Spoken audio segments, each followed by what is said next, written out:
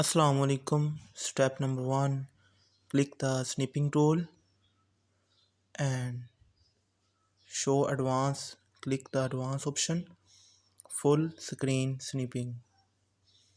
Just click and save as, Control S, then OK, save and close and just open my computer, Windows plus E, picture.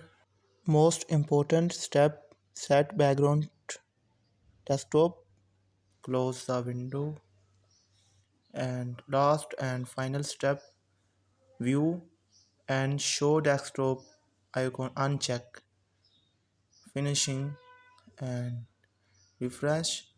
Click any file and folder but not open. Thanks for watching my video.